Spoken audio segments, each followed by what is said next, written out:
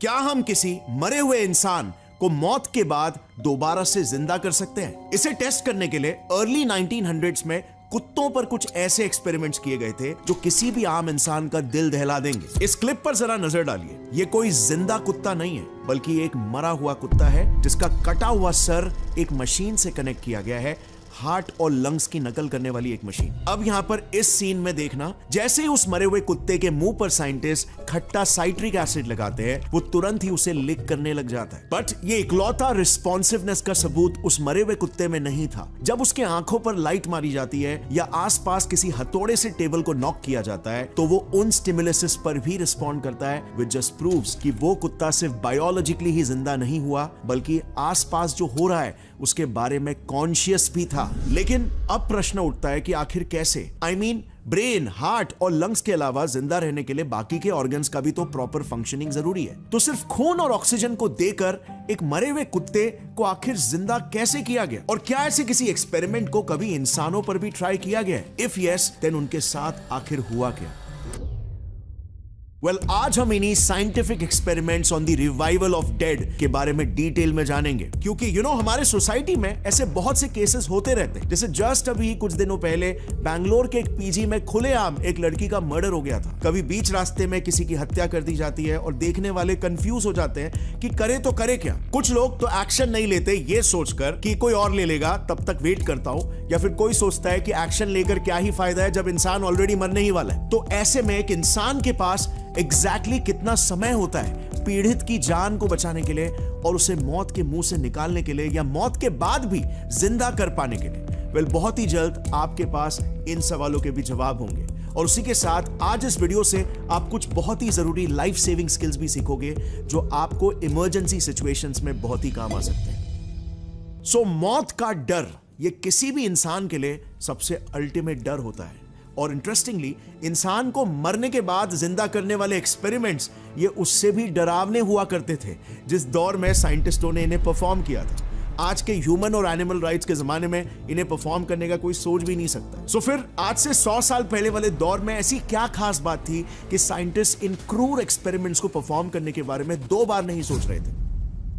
ये सब की शुरुआत होती है साल 1914 से 1923 के दशक में, जिस समय को सोवियत रशिया यानी कि यूएसएसआर के इतिहास का सबसे ब्लडी दौर कहा जाता था। इतना कि इस पूरे दशक को आज भी रशिया में रेन ऑफ डेथ कहते हैं। इन 9 से 10 सालों में सोवियट्स का समय इतना बुरा चल रहा था कि वो अपने देश के हित के लिए जो भी कदम उठाते वो तबाही का ही मोड़ ले लेता था और लाखों लोगों की जान चली जाती। सबसे पहले तो 1914 में उनके वेस्टर्न बॉर्डर पर बसे देश ऑस्ट्रिया, हंगरी और सर्बिया ये वर्ल्ड वॉर 1 का केंद्र बन जाते हैं, जिसकी वजह से रशिया भी उस वॉर में घसीटा जाता है और उसके 2 से 3 मिलियन सोल्जर्स मारे जाते हैं। पर यहां से तो सिलसिला बस शुरू हो रहा था, क्योंकि उसके बाद 1918 से 1921 के बीच वहां पर देश भर में सिविल वॉर शुरू हो जाता है, जिसमें मैस माइग्रेशंस होते हैं, महामारियां फैलती है एंड अगेन करीब 8 से 10 मिलियन लोग मारे जाते हैं। और इस सब के बाद जब वॉर्स फाइनली खत्म होते हैं और देश में पीस स्थापित होने ही लगता है कि साल 1921 में अचानक से एकदम से सूखा पड़ जाता है और फिर से कई मिलियन लोग मारे जाते हैं। ऑल इन ऑल कहा जाता है कि इन सीक्वेंस ऑफ इवेंट्स में 1914 से लेकर 1923 के बीच लगभग 15 से 20 मिलियन रशियंस समय से पहले ही चल बसे। अब इन सभी लाशों और इन मौतों की आखिर कोई भरपाई कैसे करे? तो उन दिनों जो नई सोवियत सरकार बनी थी उसने तुरंत देश में एक न्यू इकोनॉमिक पॉलिसी लागू की, जिससे लोगों की हालत सुधरने लगी और वो अपना ट्रॉमा पीछे छोड़कर धीरे धीरे अपनी लाइफ में मूव ऑन कर पाने लगे। Except one group, Soviet scientists. मौत को इतने करीब से देखने के बाद सोवियत साइंटिस्ट जैसे डेथ से ऑब्सेस होने लग गए थे। लाइक लिटरली अर्ली 1920s से ही जो उन्होंने अपने बुक्स, ब्रोशर्स, पैम्फलेट्स या इवन आर्टिकल्स पब्लिश किए थे, उनके टाइटल्स ही आप जरा देख लो। Life and death, what is death, death from the point of view of modern science, ageing and death, the problems of death and immortality, death and revival, the enigma of death and so on. In fact आप मानोगे नहीं, 1924 में एक renowned pathologist जॉर्जिल शोर ने तो यह suggest किया था कि साइंस में एक अलग ही स्पेशल फील्ड होना चाहिए जो सिर्फ और सिर्फ डेथ से डील करे। और ग्रीक गॉड ऑफ डेथ थैनोटोस के नाम पर उन्होंने उस साइंटिफिक फील्ड का नाम भी सजेस्ट किया था, थैनाटोलॉजी। यानी कि आप देख सकते हो वो डेस्परेटली मौत को समझना चाहते थे कि भाई प्रॉपर मेडिकल टर्म्स में ये डेथ एग्जैक्टली होता क्या है। अब सोवियत साइंटिस्टों द्वारा शुरू की इस रेस के भागीदार तेजी से दूसरे देशों के साइंटिस्ट भी होने लगे, और अब वो सभी सिर्फ थियोरेटिकल लेवल पर ही नहीं बल्कि मौत को प्रैक्टिकली भी समझना चाहते थे। और इसी दौर में दो साइंटिस्ट ऐसे थे जो किसी भी हद तक जाने को तैयार थे एक मरे हुए इंसान को जिंदा करने की होड़ में। पहला नाम था सोवियत साइंटिस्ट सर्गे ब्रुखोनेनको और दूसरा नाम था अमेरिकन साइंटिस्ट रॉबर्ट कॉर्निश। अब इनमें से स्पेसिफिकली रॉबर्ट कॉर्निश को तो आज के तारीख तक लोग मैड साइंटिस्ट करके बुलाते हैं, क्योंकि ये उस समय पर एक जायंट सीसॉ की मदद से मुर्दों को जिंदा करने की कोशिश कर रहे थे। सो कॉर्निश आखिर क्या किया करते थे? वेल, एक इंसानी लाश को सीसॉ जैसे मूव होने वाले इस टीथर बोर्ड से बांधा करते, फिर उसमें वो एड्रेनलिन और हेपेरिन जैसे खून को पतला करने वाले केमिकल्स इंजेक्ट करते, और फिर टीथर बोर्ड को ऊपर नीचे हिलाकर ग्रेविटी की मदद से खून को पूरे बॉडी में सर्कुलेट करने की कोशिश करते। इसके पीछे उनका आइडिया ये था कि ऑक्सीजन मुंह और नाक के जरिए अंदर आएगा और फिर वो खून में मिलेगा, एंड देन वहां से वो पूरे बॉडी में सर्कुलेट होने लगेगा, जिससे लाशें जिंदा हो सकती है। So now the $1 million question, क्या वो लाशें जिंदा भी हुई? Well, as you can imagine, उनके इस तरीके से एक भी मुर्दा नहीं उठा, लेकिन कॉर्निश के मुताबिक इसमें गलती असल में मुर्दों की ही थी। No, I am serious. Cornish का मानना था कि उन लोगों को मर के बहुत ही समय बीत चुका था और इसीलिए उन पे ये तरीका काम नहीं आया। पर अगर यही एक्सपेरिमेंट फ्रेशली मरे हुए इंसानों पर किया जाए तो ये काम कर सकता है। सो कॉर्निश ने फिर सेम एक्सपेरिमेंट को 5 फ्रेशली मरे हुए कुत्तों पर आजमाया, जिनका नाम रखा गया था लजारस 1, 2, 3, 4 एंड 5 रिस्पेक्टिवली। इनमें से पहले 3 तो एज एक्सपेक्टेड टीथर बोर्ड पर ही तितर बितर हो गए, यानी कि मर गए, लेकिन सरप्राइजिंगली आखिरी 2 फिर से जिंदा हो गए। यानी कि Cornish was not that mad after all. और इसके पीछे का साइंस क्या हो सकता है, इसके बारे में हम आगे बात करेंगे, क्योंकि ये एक्सपेरिमेंट डेफिनेटली आपको आज के मॉडर्न साइंस के अंडरस्टैंडिंग के हिसाब से काफी सिली लग रहा होगा। बट क्या कॉर्निश ने अनजाने में ही सही लेकिन डेड बॉडी को रिवाइव करने का कोई कोड क्रैक कर लिया था क्या? वेल, इन सवालों के जवाब जानने के लिए ना हमें यूएसए से यूएसएसआर शिफ्ट होना होगा, क्योंकि वहां पर सोवियत साइंटिस्ट सर्गे ब्रुखोनेनको भी मुर्दों को जिंदा करने के लिए एक्सट्रीम हद तक जा रहे थे। लेकिन अनलाइक कॉर्निश, उनका तरीका आज के स्टैंडर्ड्स के हिसाब से थोड़ा ज्यादा साइंटिफिक था। इतना कि आज के मॉडर्न ओपन हार्ट सर्जरीज में पेशेंट्स को जिंदा रखने के लिए जिस आर्टिफिशियल लाइफ सपोर्ट सिस्टम से कनेक्ट किया जाता है उन्हें, वो माना जाता है कि इन्हीं के एक्सपेरिमेंट से इंस्पायर्ड है। दरअसल 18 सितंबर 1925 के दिन सर्गे ब्रुखोनेनको ने एक काफी इंटरेस्टिंग आविष्कार दुनिया के सामने लाया। उन्होंने जब रशिया के सभी बड़े बड़े मेडिकल प्रोफेशनल्स का एक कॉन्फ्रेंस जारी था, तब वहां एक ऑटोजेक्टर नाम के डिवाइस को पेश किया, जो हमारे हार्ट और लंग्स के फंक्शन को मिमिक कर सकता था। इसमें बेसिकली 2 इलेक्ट्रिक पंप्स लगे होते थे, जो रबर ट्यूब्स के जरिए गले में मौजूद मुख्य नसों से कनेक्ट किए जाते, और दूसरी तरफ ये दोनों पंप्स एक ऑक्सीजनेशन वेसल से कनेक्टेड होते, जहां खून में ऑक्सीजन ऐड किया जाता। बेसिकली इस डिवाइस के जरिए ब्रुखोनेनको का आइडिया ये था कि एक पंप मुर्दा शरीर में से डीऑक्सीजनेटेड ब्लड खींचकर ऑक्सीजनेशन वेसल तक भेजेगा, और फिर वहां उसमें ऑक्सीजन ऐड होने के बाद दूसरा पंप वो ऑक्सीजनेटेड ब्लड फिर से शरीर में इंजेक्ट कर देगा, और ऐसे एक मरा हुआ जीव वापस से जिंदा हो सकता है। अब मैंने शुरुआत में जो सर कटे कुत्ते का एक्सपेरिमेंट आपको दिखाया था ना, वो असल में इसी चीज का लाइव डेमो था जो ब्रुखोनेनको ने पब्लिकली शो किया था, और ये एक प्रूफ था कि ब्रुखोनेनको का तरीका काम करता था और वो कॉर्निश से बेहतर था। लेकिन अनफॉर्चुनेटली उन्होंने जिन कुत्तों के सर को रिवाइव किया था, वो सिर्फ और सिर्फ 1 घंटा 40 मिनट तक ही जिंदा रह पाए। सो ब्रुखोनेनको को यह पता चल गया था कि उन्हें अपने इस टेक्निक को और भी ज्यादा फुल प्रूफ बनाना होगा, और इसीलिए ऐसे में आप जानते हो उनका अगला डेमोन्स्ट्रेशन क्या रहा होगा? वेल, इस बार उन्होंने एक अक्खे कुत्ते को लिया, देन उसके गले की मुख्य नस को काटकर उसका पूरा खून एक्सट्रैक्ट कर लिया ताकि वो कुत्ता मर जाए। फिर करीब 10 मिनट तक उन्होंने वेट किया ताकि कोई भी गुंजाइश ही नहीं रहे कि वो जिंदा है, एंड देन फाइनली मरने के 10 मिनट बाद उन्होंने उस लाश को ऑटोजेक्टर से कनेक्ट करके उसे फिर से जिंदा करने की कोशिश की।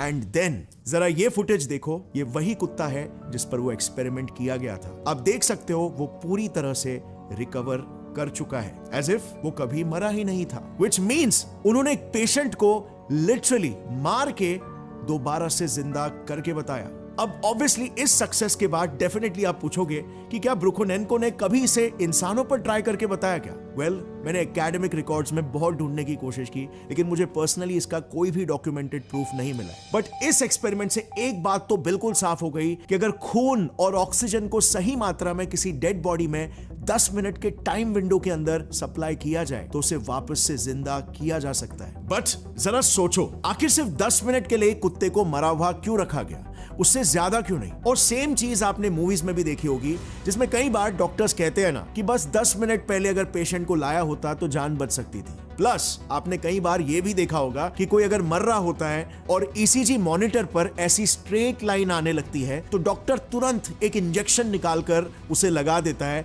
और फिर बाद में शॉक देकर उस विक्टिम को जिंदा करने की कोशिश करते हैं। सो क्या 10 मिनट ही वो फाइनल लिमिट है जिस अहम घड़ी के गुजर जाने के बाद किसी को भी मौत के बाद वापस से जिंदा नहीं किया जा सकता?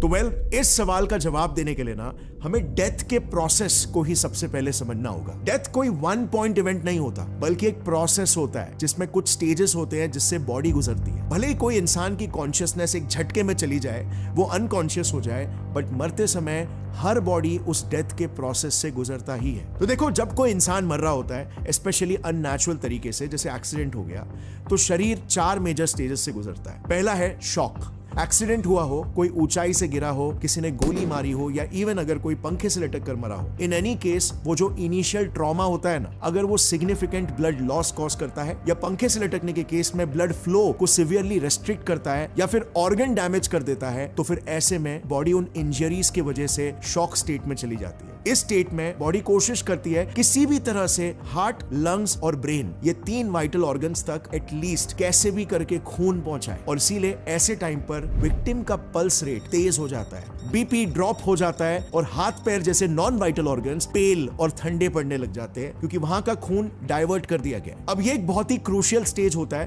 क्योंकि इस स्टेज में अगर आपने ब्लीडिंग को किसी तरीके से कंट्रोल कर लिया, लेट्स से एक थिक टॉवल से उस ब्लीडिंग स्पॉट को कवर करके प्रेशर अप्लाई करके, तो आप उस विक्टिम के डेथ को कई घंटों तक डिले कर सकते हो। और इसीलिए अगर आपके सामने किसी एक्सीडेंटल विक्टिम को हैवी ब्लीडिंग हो रही है, किसी भी हालत में ब्लड लॉस को पहले रोकने की कोशिश करिए। बट लेट्स से बहुत ही ज्यादा घाव है और विक्टिम का शरीर एक तरह से छल्ली हो चुका है, उसमें हर जगह से खून लीक हो रहा है, तब क्या होगा? Well, in that case victim बढ़ता है सेकेंड स्टेज की तरफ, which is called hypovolemic shock stage. Basically जब ब्लीडिंग बहुत ज्यादा हो जाती है तो नसों में इतना ब्लड ही नहीं बचता कि वो पर्याप्त प्रेशर की मदद से ऑर्गन्स तक ढकेले जाए, और इसीलिए ऑर्गन्स को ऑक्सीजन मिलना बंद होने लगता है। इस सिचुएशन में आप देखोगे विक्टिम पहले तो वीक और कंफ्यूज नजर आने लगता है, और फिर सडनली उसकी ब्रीदिंग काफी तेज हो जाती है, एंड देन फाइनली वो बेहोश हो जाता है। अब इस स्टेज के बाद ना मोस्ट ऑफ द टाइम आप अपने लेवल पर इंसान को मौत से नहीं बचा सकते, और इसी लेवल पर most of the accident victims की मौत भी हो जाती है। बट एक्चुअली में इसे काफी हद तक रोका जा सकता है अगर बस एक चीज की जा सके, तो जिसके बारे में हम कुछ ही देर में बात करेंगे।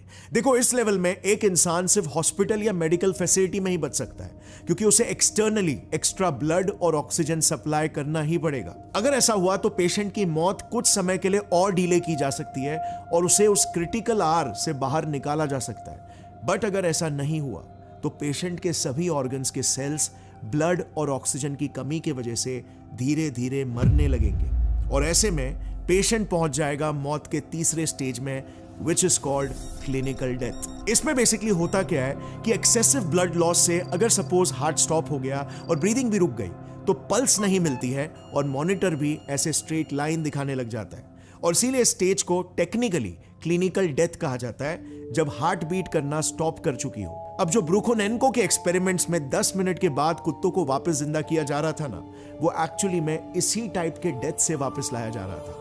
इस स्टेज में ज्यादातर केसेस में डॉक्टर्स के पास लगभग 10 मिनट के अराउंड का समय होता है विक्टिम के हार्ट बीट को फिर से किक स्टार्ट करने के लिए। बट अगर ऐसा नहीं हो पाया अनफॉर्चुनेटली, तो पेशेंट एंटर करता है the final stage of dying, जिसे कहते हैं बायोलॉजिकल डेथ या इवन ब्रेन डेथ। इस स्टेज में क्योंकि सेवरल मिनट्स तक ब्रेन को ऑक्सीजन नहीं मिला, ब्रेन के और दूसरे ऑर्गन्स के सेल्स तेजी से मरने लग जाते हैं और हमारे बॉडी और ऑर्गन्स पर से उसका कंट्रोल छूटने लगता है। और इसीलिए आप देखोगे इस लास्ट स्टेज में विक्टिम की आंखें एक ही चीज पर फिक्स हो जाती है और आंखों के प्यूपिल्स डायलेट यानी कि स्प्रेड हो जाते हैं। और अनफॉर्चुनेटली यही वो फाइनल स्टेज होता है डेथ का, जिसके बाद कुछ भी नहीं किया जा सकता। ब्रेन के मिलियंस ऑफ सेल्स लिटरली मर चुके हैं, उन्हें वापस कोई भी मेडिकल प्रोसीजर से जिंदा नहीं किया जा सकता। जिस तरह से एक टूटे हुए कांच के ग्लास को उसी सेम स्ट्रक्चर में वापस से फिक्स नहीं किया जा सकता। अच्छा, कभी कभार ऐसा भी हो जाता है कि क्लिनिकल डेथ के बाद पेशेंट को जिंदा करते समय पेशेंट जिंदा तो हो जाता है, लेकिन कई हद तक उसके दिमाग के सेल्स मर गए होते हैं और इससे या तो वो पेशेंट पार्शियली कोमा में चला जाता है या फिर सिर्फ एक जिंदा लाश बन जाता है। I mean just think about it, उसका सिर्फ हार्ट काम कर रहा है, वो ब्रीदिंग कर रहा है और मे बी दूसरे ऑर्गन्स उसके काम कर रहे हैं, बट वो ब्रेन डेड हो चुका है। उसके ब्रेन के सेल्स लिटरली मर चुके हैं। ना वो कुछ देख सकता है, ना ही वो कुछ सुन सकता है और ना ही इवन कुछ फील कर सकता है। बिल्कुल जिंदा लाश, धड़कते हुए दिल के साथ। जैसे कार्डियक अरेस्ट पेशेंट कैरोल का केस ले लो। कार्डियक अरेस्ट से इनकी हार्ट बीट पूरी तरह से थम गई थी, यानी कि क्लिनिकल डेथ हो चुका था, बट 45 मिनट्स बाद उनको फिर से रिवाइव किया गया। तो यहां पर 10 मिनट के लिमिट को भी फार एक्सीड करके 45 मिनट्स बाद रिवाइव किया गया। डॉक्टर सैम पर्निया, जो न्यूयॉर्क के स्टोनी ब्रुक यूनिवर्सिटी में रिवाइवल रिसर्च के मेन डायरेक्टर है, उनके हिसाब से कैरल को इकलौती ऐसी व्यक्ति नहीं है। कई ऐसे पेशेंट्स हैं जो कि कुछ घंटों के बाद भी मरने के बाद रिवाइव हो पाए। बेसिकली मौत के बाद भी जिंदा करने के लिए एक टेक्निक यूज की जाती है कॉल्ड डिफिब्रिलेशन। इसमें जो इंसान क्लिनिकल डेथ एक्सपीरियंस कर रहा होता है, यानी कि जिसका हार्ट अपनी नेचुरल रिदम को खोकर थम रहा होता है, उसको शॉक देकर जिंदा करने की कोशिश की जाती है। आपने मूवीज में भी ये करते हुए देखा होगा। इसमें बेसिकली एक डिफिब्रिलेटर मशीन होती है जिसके 2 पैड्स पेशेंट के चेस्ट रीजन में एग्जैक्टली इस पोजीशन में टच किए जाते हैं और फिर चार्ज को रिलीज किया जाता है। आइडियली फर्स्ट शॉक में ही पेशेंट का हार्ट रीस्टार्ट होकर नॉर्मल हार्ट बीट के साथ बीट करना स्टार्ट कर देना चाहिए। बट अगर ऐसा नहीं होता है तो 2 और अटेम्प्ट्स किए जाते हैं और एपिनेफ्रिन या वैसोप्रेसिन जैसे नसों को कंस्ट्रिक्ट करने वाले इंजेक्शंस देकर बीपी को बढ़ाया जाता है, ताकि हार्ट के मसल्स को और ज्यादा ऑक्सीजन मिले और वो फिर से नॉर्मल रिदम में किक स्टार्ट हो सके। अच्छा, एक बहुत ही इंपॉर्टेंट बात, अगर हार्ट थमते ही तुरंत पेशेंट को सीपीआर दिया हुआ होगा ना, तो इस शॉक वाले मेथड से इंसान के जिंदा होने के चांसेस ड्रास्टिकली बढ़ जाते हैं। सीपीआर बेसिकली एक टेक्निक है जिसमें पेशेंट के चेस्ट को दबा दबा कर मैकेनिकली हार्ट से ब्लड पंपिंग करवाया जाता है। आप इस वीडियो को देख सकते हो जिसमें आपको इसका बेसिक साइंस समझ में आ जाएगा। काफी डिटेल में, काफी इजी तरीके से ये वीडियो आपको बता देगी। लिंक मैंने नीचे डिस्क्रिप्शन में डाल दिया है। ये टेक्निक भी सभी को आना बहुत जरूरी है, क्योंकि इमरजेंसीज जैसे कि हार्ट अटैक्स या ड्राउनिंग के केसेस में ये बिल्कुल काम आ सकती है। कैरल के केस में भी सीपीआर दिया गया था, इसीलिए वो 45 मिनट्स बाद भी जिंदा हो पाई। खैर, अब ये सब बातें तो हमने कर ली, लेकिन इन बातों से हम क्या सीख सकते हैं और इस दुनिया को बेहतर कैसे बना सकते हैं? जैसे आपको पता है, हम get set fly science channel में साइंस के जरिए पर्सनल और सोशल एम्पावरमेंट लाना चाहते हैं और ये चीज विदाउट अ डाउट क्लियर करना चाहते हैं कि साइंस सिर्फ एक सब्जेक्ट नहीं है, बल्कि एक सोच है। तरक्की की सोच, बेहतर जिंदगी और समाज का एक चीट कोड है। जब हमारे सामने अगर कोई एक्सीडेंट होता है या कोई लड़ाई झगड़े में इंजर हो जाता है, तो आखिर हमें विक्टिम को कितना जल्दी हॉस्पिटल ले जाना चाहिए? ऐसे सिचुएशन में हम कंफ्यूज हो जाते हैं, राइट, कि जल्दी हॉस्पिटल ले जाना चाहिए या फिर एम्बुलेंस का वेट करना चाहिए। यहां पर क्या करना सही होगा? तो इसके लिए ना आपको बहुत ही कम समय में डिसीजन लेना होगा कि विक्टिम के पास अप्रोक्सीमेटली कितना समय बचा है। मेडिकल फील्ड में ना एक कॉन्सेप्ट होता है called trimodal distribution of trauma deaths. इसमें पेशेंट को कहां पर इंजरी लगी है, इसके बेसिस पर उनके पास कितना समय है, ये डिसाइड किया जा सकता है। पहली कैटेगरी यहां पर है इमीडिएट डेथ्स की, यानी कि कुछ सेकंड से ही कुछ मिनटों में इंसान मर सकता है। इसे कैसे पहचाना जाए? लेट्स से अगर एक्सीडेंट के इंपैक्ट से सिवियर ब्रेन या स्पाइनल कॉर्ड इंजरी हुई है या फिर कोई मेजर ब्लड वेसल रप्चर हो चुका है, तो ऐसे केसेस में विक्टिम सिर्फ कुछ मिनट्स तक ही जिंदा रहता है। And most of the time ऐसे केसेस में देयर इज नो चांस कि पेशेंट हॉस्पिटल तक भी जिंदा पहुंचे। अब ऐसे और भी कुछ केसेस है जिसमें इमीडिएट डेथ हो सकता है, जो आप स्क्रीन पर देख सकते हो मेंशन्ड है। अब सेकेंड कैटेगरी है अर्ली डेथ्स की, यानी कि वो विक्टिम्स जो कुछ मिनट से लेकर कुछ घंटों में मर सकते हैं। इस कैटेगरी में वो लोग आते हैं जिनके एब्डोमिनल रीजन में, यानी कि पेट में इंजुरीज हुई है, या तो लंग्स में लेट्स से फ्लूइड जमा हो गया है, या मॉडरेट ब्लीडिंग हो रही है थ्रू आउट द बॉडी। ऐसे ही कुछ और भी केसेस है जो आप स्क्रीन पर भी देख सकते हो। इन केसेस में with adequate first aid help एक विक्टिम आराम से कुछ घंटे बिता सकता है बिफोर डाइंग। अब वो जो कहते हैं ना, दुर्घटना के बाद पहला घंटा गोल्डन आवर होता है, वो असल में इसी कैटेगरी के विक्टिम्स के लिए कहा जाता है। खैर, जो थर्ड एंड फाइनल कैटेगरी है वो है लेट डेथ्स। इस तरह के डेथ्स मोस्टली काफी रेयर होते हैं और मोस्टली कई दिन या कभी कभार हफ्तों के बाद भी होते हैं। मेनली अगर इंजरी साइट के पास कोई इन्फेक्शन हो गया या वो अननोटिस रह गया तो आगे जाकर कॉम्प्लिकेशंस की वजह से वो पेशेंट की डेथ हो सकती है। अब ऐसा क्यों है कि मोस्ट ऑफ द पेशेंट्स इसी गोल्डन आवर में सबसे ज्यादा मरते हैं और उन्हें कैसे बचाया जा सकता है? देखो, इस संदर्भ में ना इंडिया में तो हालत और भी बुरी है। हमारे यहां पर आंकड़े बताते हैं कि आज 50% रोड एक्सीडेंट डेथ्स सिर्फ इस वजह से होते हैं कि विक्टिम को पहले घंटे में यानी कि गोल्डन आवर में जरूरी मेडिकल केयर ही नहीं मिल पाता। और इसका रीजन जानते हो क्या है? वेल, रिसेंटली एम्स और नीति आयोग ने मिलकर जब पूरे देश की इमरजेंसी मेडिकल सेवाओं को असेस किया तो पता चला कि भारत के करीब 90% रोड एम्बुलेंसेज में जरूरी मेडिकल इक्विपमेंट्स ही नहीं होते। 95% एम्बुलेंसेज को अनट्रेन्ड स्टाफ ऑपरेट करते हैं और ऑलमोस्ट 98.5% एम्बुलेंसेज मरीज नहीं बल्कि सिर्फ मुर्दों को हॉस्पिटल पहुंचाते हैं। अब ज्यादातर डेवलप्ड देशों में जो एम्बुलेंसेज होते हैं उनमें एक ट्रेन्ड मेडिकल स्टाफ प्रेजेंट होता है और साथ ही ये सारे जरूरी मेडिकल एमिनिटीज भी उपलब्ध होते हैं। इनकी मदद से ये स्टाफ आसानी से विक्टिम का ब्लड सर्कुलेशन फिर से किक स्टार्ट कर पाता है और हॉस्पिटल पहुंचने तक उसे ऑक्सीजन मास्क के थ्रू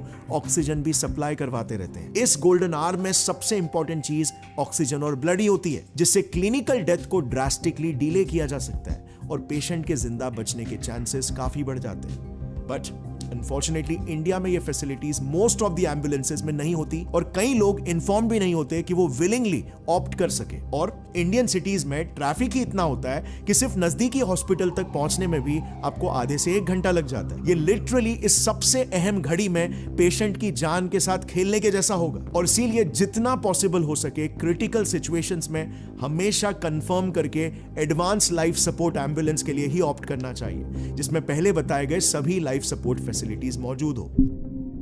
इस वीडियो के जरिए मैं एक अपील भी करना चाहूंगा मेडिकल और गवर्नमेंटल अथॉरिटीज को। डेटा के हिसाब से ये बिल्कुल क्लियर है कि कहीं ना कहीं प्रॉपर एम्बुलेंस फैसिलिटीज नहीं होने की वजह से 98.5% मेडिकल इमरजेंसी एम्बुलेंसेज सिर्फ मुर्दों को ही हॉस्पिटल तक पहुंचा पा रहे हैं। यहां पर हमें एडवांसमेंट और इंप्रूवमेंट की बहुत जरूरत है। एंड फाइनली फ्रेंड्स, अगर आपके सामने भगवान ना चाहे बट कभी कोई एक्सीडेंट होता है तो प्लीज जितना जल्दी हो सके एक्शन लीजिए। वेट मत करिए कि कोई और लेगा।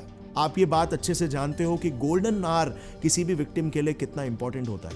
अगर आपको लग रहा है कि एम्बुलेंस को आने में समय लगने वाला है और हॉस्पिटल करीबी है तो आप खुद उन्हें हॉस्पिटल के इमरजेंसी वार्ड में डायरेक्टली भर्ती करा सकते हैं। एक मिनट यहां पर एक्सट्रीमली कीमती होता है, बिल्कुल किसी इंसान के जान की तरह। With that said, thank you इस साइंस के वीडियो को अंत तक देखने के लिए। साइंस की मदद से हम एक बेहतर इंसान और एक बेहतर समाज बनाना चाहते हैं और ये सिर्फ आप, मैं और हम सभी के योगदान से ही संभव हो सकता है। याद रहे, साइंस सिर्फ एक सब्जेक्ट नहीं है बल्कि ये एक नजरिया है दुनिया देखने का। जय हिंद, जय विज्ञान।